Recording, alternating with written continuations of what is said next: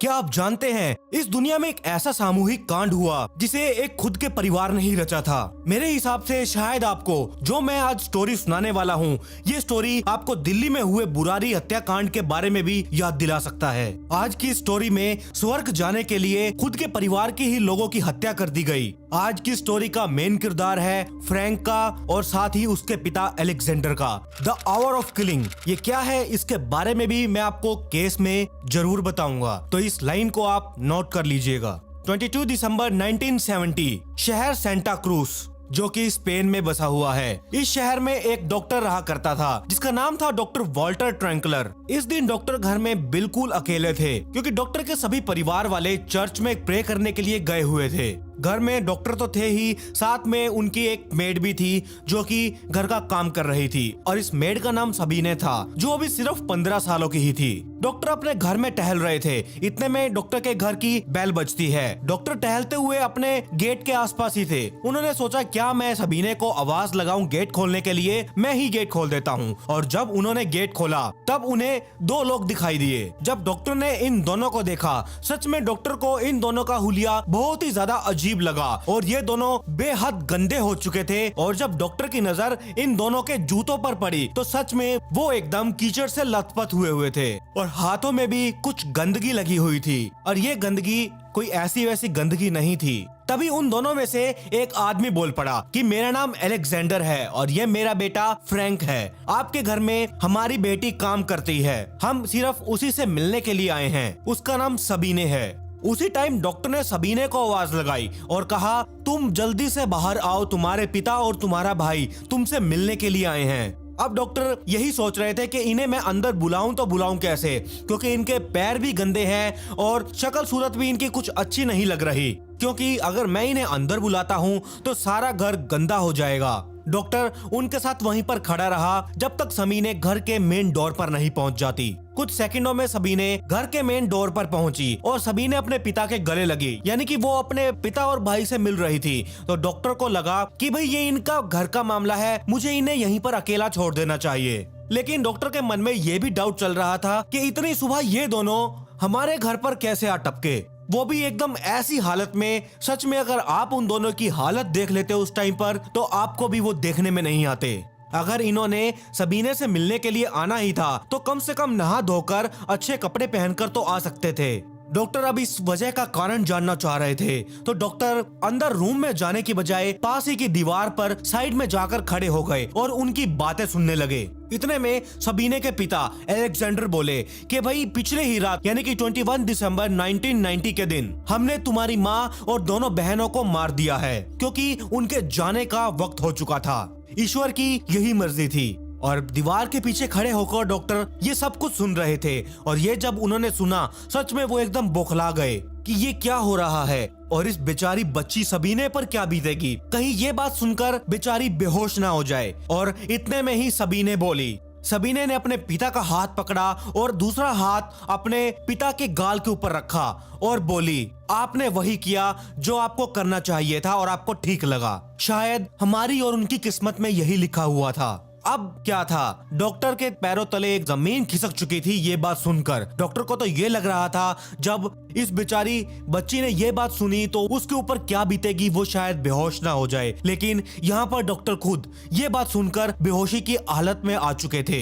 यहाँ पर बेटी अपने पिता और भाई से ऐसे बातें कर रही थी कि जैसे इनके लिए ये बिल्कुल नॉर्मल सी बात हो। अभी अभी उसके पिता ने अपनी बेटी के सामने ये बात कबूली है कि उन्होंने उसकी माँ और उसकी दोनों बहनों को मार डाला है। और जब ये बात डॉक्टर ने सुनी तो ये तो बिल्कुल लाजमी ही था कि डॉक्टर के होश उड़ जाना।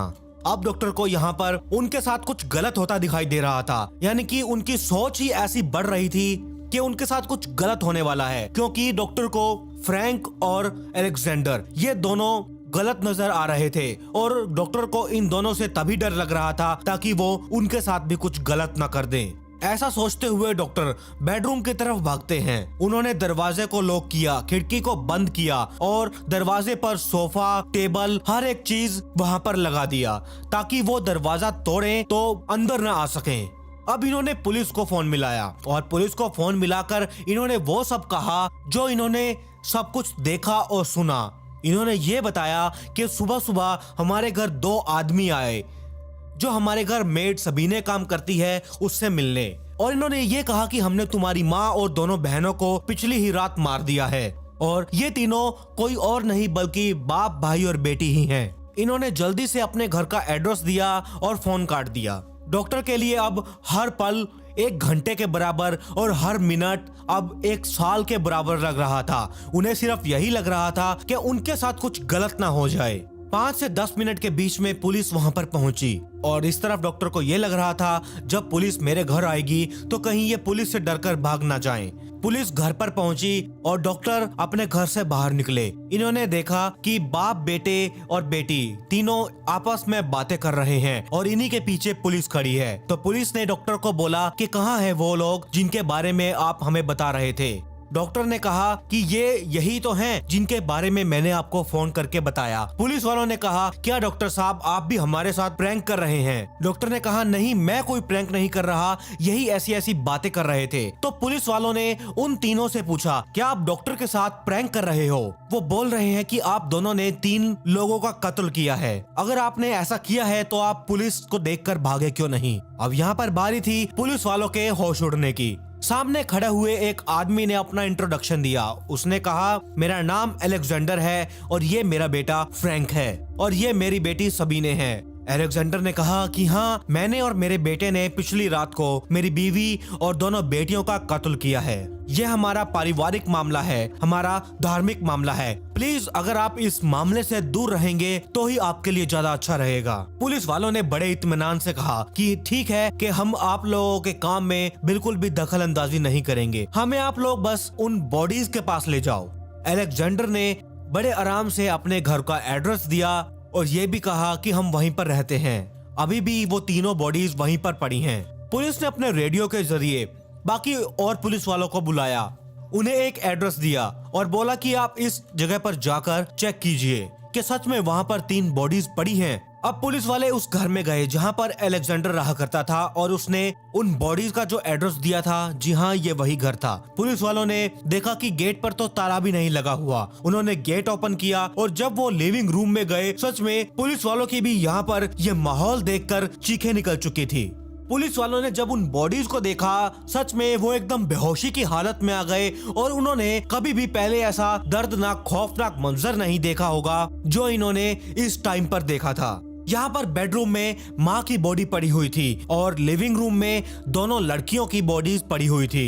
इन बॉडीज के जो मेन पार्ट्स होते हैं और अंतड़ियां होती हैं, इन सभी पार्ट्स को उन दोनों ने नायलॉन के धागे से सील कर घर की खिड़कियों पर टांग रखा था। सच में पुलिस को देखकर ये बिल्कुल भी यकीन नहीं हो रहा था कि क्या ये सब पार्ट्स असली हैं, और अगर ये असली हैं तो क्या ये इंसान ने ही किया है।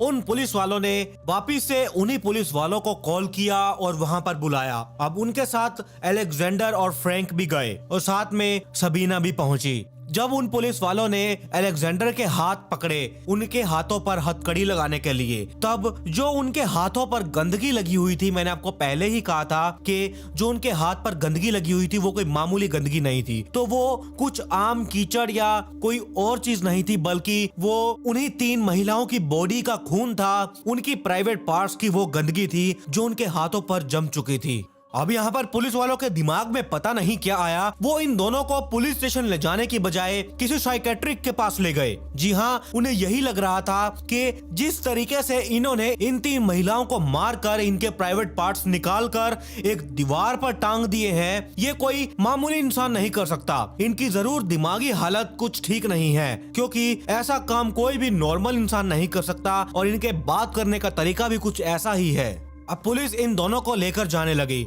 इतने में ही पीछे से सबीने रोने लगी। वो कहने लगी कि तुम मेरे पिता और भाई को कहाँ लेकर जा रहे हो? तुम जहाँ पर भी लेकर जाओ, लेकिन मुझे भी साथ लेकर जाओ। मैं उनसे बिल्कुल भी दूर अब नहीं रह सकती। अब पुलिस को तो ये था कि इसने तो कोई भी जुर्म नहीं किया, इसे हम कैसे लेकर जा सकते हैं। खैर, पुलिस ने सबीने को साथ लिया और वो साथ में उसे भी हॉस्पिटल लेकर गए। साइकेट्रिक के पास अलेक्जेंडर और फ्रैंक की जांच हुई, तब पता चला कि इन दोनों की दिमागी हालत कुछ ठीक नहीं है। अब जब ये दोनों नॉर्मल नहीं हैं, तो इन पर कोई भी मुकदमा नहीं चल सकता। इनको अब मेंटल हॉस्पिटल भेज दिया जाएगा जहाँ पर इनका अच्छे से इलाज हो सके। और सबीने को एक कॉन्वेंट में भेज दिया गया। कॉन्वेंट क्या होता है? जहाँ पर ईसाई धर्म के साधु रहते हैं। अब आप लोगों के मन में ये तो आ रहा होगा कि इन सब के पीछे इन दोनों का मकसद क्या था, इन दोनों ने क्यों इन 3 महिलाओं को, वो भी अपने घर के ही फैमिली मेंबर्स को मारा।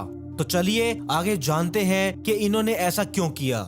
इस दुनिया में ऐसे बहुत सारे समूह हैं, धर्म है और कल्ट हैं। कल्ट यानी कि एक ऐसा विशेष लोगों का समूह होता है जिनका एक लीडर हो और वही तय करेंगे कि किसकी पूजा करनी है और किसकी मौत करनी है। जैसे एक धर्म में अलग अलग नियम होते हैं, वैसे ही इस समूह का एक लीडर होता है जो अपने समूह के लिए नियम, कानून ये सब बनाता है जो कि दुनिया से बिल्कुल ही अलग होते हैं। हम ऐसे ही समूह को कल्ट बुलाते हैं। आमतौर पर कल्ट समूह में जो सबसे बड़ा आदमी होता है, मतलब कि जो इन सब का लीडर होता है, वो ग्रुप के लोग उसे ही भगवान मानते हैं, उसी की पूजा करते हैं और उसी की बातों पर चलते हैं। जर्मनी के ड्रेसडेन शहर में एक ऐसे ही कल्ट का निर्माण हुआ। जी हाँ, वो सन था 1800 का। जी हाँ, 1800 में एक ऐसे ही कल्ट समूह का निर्माण हुआ। इस कल्ट का नाम था द लॉर्बर सोसाइटी। ये लगभग 100 लोगों का समूह था और इस समूह का जो लीडर था वो था जॉर्ज रेले। जब जॉर्ज की मौत हो गई तब अलेक्जेंडर ने इस लीडरशिप को टेक ओवर किया। इस कल्ट ग्रुप की एक सोच ये थी कि इस दुनिया में जितने ही लोग हैं, इन सभी लोगों में से जो सिर्फ हमारा समूह है, सिर्फ हमारे ही समूह के हम अच्छे लोग हैं। हमारे ग्रुप के जो बाहर के लोग हैं, जो बाहरी दुनिया है, वो एकदम बुरी दुनिया है। उनकी आत्मा ही एकदम गंदी आत्मा है, वो शैतान है, नरक में जाने वाले हैं। इनसे हमें बचना है और इनसे हमें हमेशा दूर ही रहना है। और इनकी सोच ये भी थी कि इस दुनिया में सिर्फ हम ही एक 100 लोग हैं जो कि स्वर्ग में जाने के काबिल हैं। अलेक्जेंडर अब इस ग्रुप का मेन लीडर बन चुका था और इस टाइम पर इसका एक लड़का और 2 बेटियां हो चुकी थी। लेकिन फ्रैंक और सबीने अभी तक पैदा नहीं हुए थे। और जब फ्रैंक का जन्म हुआ तब इसके दूसरे दिन ही अलेक्जेंडर ने ये ऐलान कर दिया कि मेरे बाद मेरा बेटा फ्रैंक ही इस ग्रुप का लीडर बनेगा। ये हमारा गॉड है, इसकी सारी मर्जी भगवान की मर्जी है। यही हमारे पूरे ग्रुप को स्वर्ग लेकर जाएगा। हमारी मौत का दिन, समय और जगह सब यही तय करेगा। सिर्फ इसकी मर्जी से ही हमें स्वर्ग मिलेगा। और अभी इस बच्चे को पैदा हुए सिर्फ 2 ही दिन हुए थे। फ्रैंक अब धीरे धीरे बड़ा हो रहा था और इसकी इच्छाएं पूरा ग्रुप मिलकर पूरी कर रहा था। इसे जो भी खाने का मन करता, जो खिलौने चाहिए होते थे, वो सभी इसकी चीजों को, इसकी जरूरतों को पूरा कर रहे थे। जो इसके भाई बहन थे, उनकी इच्छाएं पूरी हो या ना हो, इसकी सभी इच्छाएं सबसे पहले पूरी की जाती थी। फ्रैंक जैसे जैसे बड़ा हो रहा था, उसे अपने ग्रुप में जैसे जैसे चेंजेस करने थे और जो उसे ठीक लगता था वो वैसे ही बोलता और उस ग्रुप में बिल्कुल वैसा ही हो रहा था। दूसरी ओर लोग भी इसकी इच्छाओं को पूरा करने के लिए एकदम तरस जाया करते थे। जब फ्रैंक अपनी टीनेज में पहुंचा तब इसे सेक्सुअल प्लीजर के बारे में पता चला। इसे ये भी अच्छे तरीके से पता था कि कल्ट ग्रुप के बाहर हम बिल्कुल भी संबंध नहीं बना सकते। वो लोग एकदम बुरी आत्माएं हैं, उनसे हमें हमेशा दूर ही रहना है।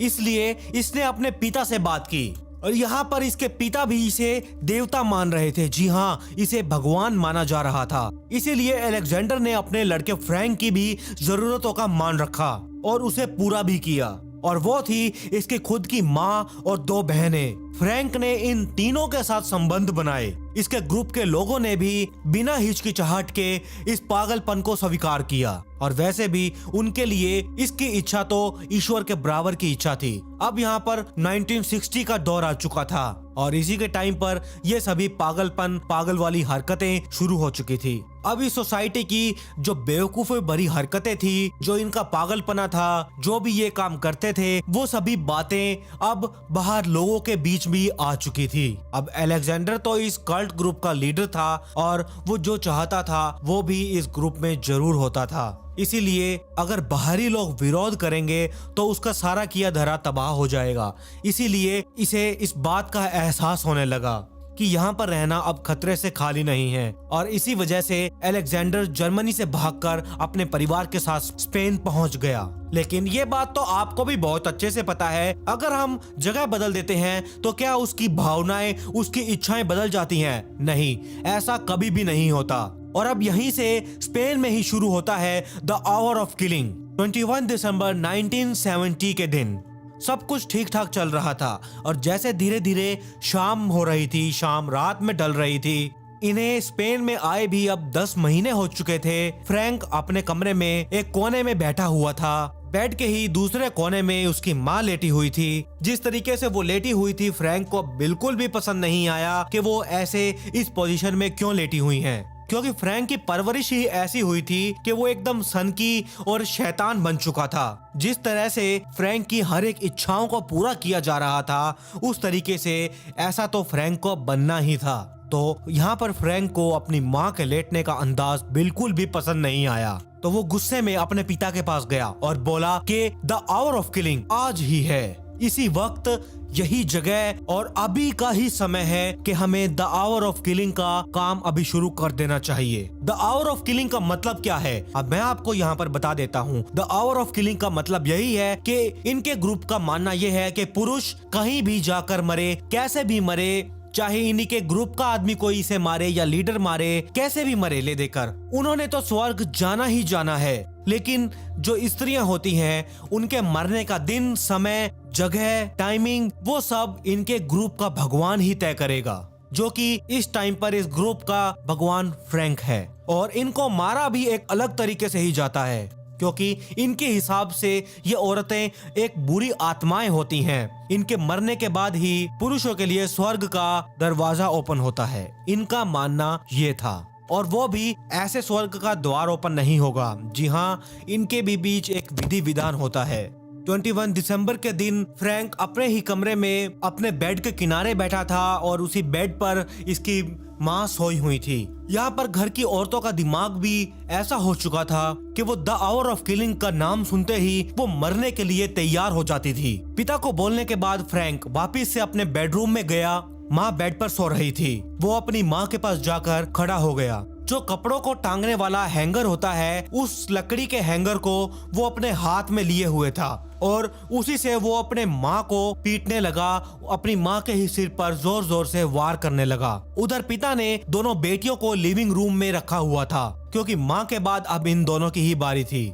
अलेक्जेंडर ने अपना हारमोनियम निकाला और अपने ही ग्रुप के कल्ट के यानी कि गाने बजाने लगा। कहा जाता है कि ये भी कल्ट के नियम का ही कोई हिस्सा है। इस तरफ फ्रैंक कोई प्रोफेशनल किलर तो था नहीं, इसीलिए उसे इतनी नॉलेज भी नहीं थी कि जब किसी को मारा जाता है तो कैसे और किस चीज से और कहां पर मारा जाता है कि उसकी मौत जल्दी हो जाए। लड़कियों को भी यहाँ पर सारे नियम पता थे और फ्रैंक के लिए अपनी माँ को मारना बहुत ही ज्यादा मुश्किल था। क्यों? क्योंकि उसे पता ही नहीं था कि उसे कैसे और कहां पर मारना है कि उसकी माँ की मौत जल्दी हो जाए। यहाँ पर उसकी माँ भी बिल्कुल अच्छे से बेड पर लेट गई ताकि उसका बेटा और उसका पति स्वर्ग में जा सके। उसकी माँ ने ही अपने बेटे को गाइड किया था कि तुम मुझे इस जगह पर मारो जिससे मेरी मौत जल्दी हो जाएगी।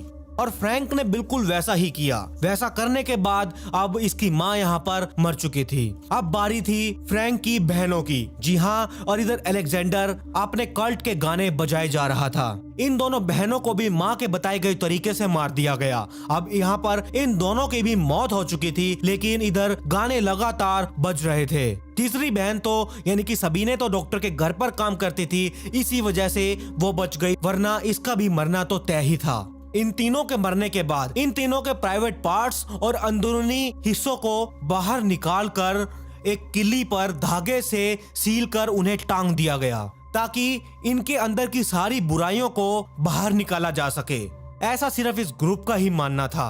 जहाँ पर ये लोग रह रहे थे, ये सब कांड रच रहे थे, वहीं पर रहने वाले इनके पड़ोसियों ने भी ये बातें, ये आवाजें सुनी, लेकिन उन्हें ये बातें कुछ क्लियर नहीं थी क्योंकि साथ में म्यूजिक भी चल रहा था। ये सारा जब इन्होंने कांड रचा, उसके बाद ये दोनों इन तीनों की बॉडीज के इर्द गिर्द चक्कर लगाते हैं गाना गाते हुए। इसके बाद ये अपने पास ही के दूसरे घर में जाते हैं और जाकर मजे से सो जाते हैं। और अगले ही दिन ये दोनों सुबह सुबह सबीने के घर पर जाते हैं, जहां पर जिस घर में वो काम कर रही थी। और इसके बाप की कहानी यानी कि अलेक्जेंडर की कहानी, इनकी कहानी तो मैं आपको बता ही चुका हूँ। 20 सालों तक अलेक्जेंडर और फ्रैंक का इलाज चलता रहा। फिर एक दिन ऐसा आया कि ये दोनों हॉस्पिटल से कहीं भाग गए। वो समय था 1991 का और आज तक ये फरार हैं। बाप जिंदा होगा ये तो पता नहीं, मेरा मतलब अलेक्जेंडर। अब अलेक्जेंडर जिंदा होगा इस बात का तो पता नहीं, लेकिन हाँ इतना हम श्योर हैं कि कहीं ना कहीं फ्रैंक तो जिंदा होगा ही। तीसरी मेंबर यानी कि सबीने, वो कहाँ है उसका हमें कुछ भी अता पता नहीं है, क्योंकि उस टाइम पर सबीने नाबालिग थी और नाबालिग की पहचान वो क्या कर रही है, कहाँ पर रह रही है, उस टाइम किसी को भी नहीं बताया जाया करती थी। ये थी अलेक्जेंडर और फ्रैंक की स्टोरी, मतलब कि ये थी एक कल्ट ग्रुप की कहानी। अब आप मुझे बताइए आपको ये स्टोरी कैसी लगी, कमेंट में मुझे जरूर बताइएगा। अगर आपने इस चैनल को सब्सक्राइब नहीं किया है तो चैनल को सब्सक्राइब कर लीजिए, साथ में नोटिफिकेशन बेल आइकन को दबाना बिल्कुल भी मत भूलिएगा। और मेरी इंस्टाग्राम आईडी ये है, अगर आपने मुझे अभी तक फॉलो नहीं किया है तो मुझे फॉलो कर लीजिए, मैं आपका वहां पर भी वेट कर रहा हूँ। और पिछली वीडियो का शाउट आउट एंजल एक्वेरियम को, comment pick me to get a shout out in next video. मिलते हैं एक ऐसी ही चौंका देने वाली स्टोरी के साथ।